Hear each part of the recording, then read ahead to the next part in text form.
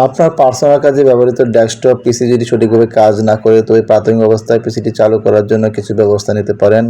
যেমন প্রথমত পাওয়ার সংযোগ পরীক্ষা করতে হবে।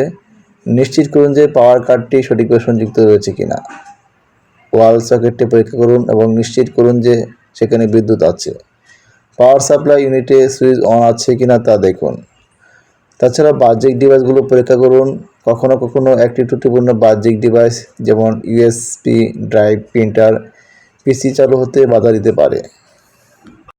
সমস্ত বাহ্যিক ডিভাইসগুলো আনপ্লাগ করুন এবং দেখুন পিসি চালু হয় কিনা এবং মনিটর এবং সংযোগ পরীক্ষা করুন।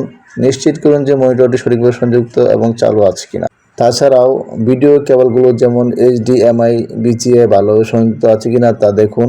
পিসির ভেতরে অংশগুলো পরীক্ষা করুন। যদি আপনার অভিজ্ঞতা থাকে তবে পিসির কেসিং খুলে ভেতরের অংশগুলো যেমন র্যাম, গ্রাফিক্স কার্ড ভালোভাবে সংযুক্ত আছে কিনা তা পরীক্ষা করুন।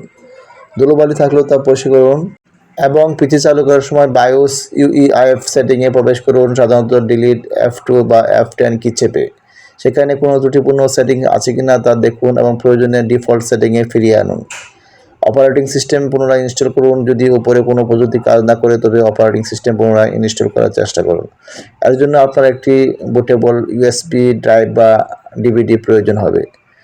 তাছাড়াও যদি আপনি উপরে কোনো প্রযুক্তি পিসি চালু করতে না পারেন তবে একজন পেশাদার কম্পিউটার বিশেষজ্ঞের সাহায্য নিন। তারা পিসির হার্ডওয়্যার বা সফটওয়্যারের সমস্যা নির্ণয় করে সমাধান করতে পারবেন। এছাড়া অতিরিক্ত কিছু পরামর্শ হচ্ছে পিসি চালু করার সময় কোনো অস্বাভাবিক শব্দ বা গন্ধ পেলে সঙ্গে সঙ্গে পাওয়ার বন্ধ করুন। নিয়মিত পিসি পরিষ্কার রাখুন এবং অ্যান্টিভাইরাস সফটওয়্যার ব্যবহার করুন। ত্রুটিপূর্ণ ডাটা নিয়মিত ব্যাকআপ রাখুন।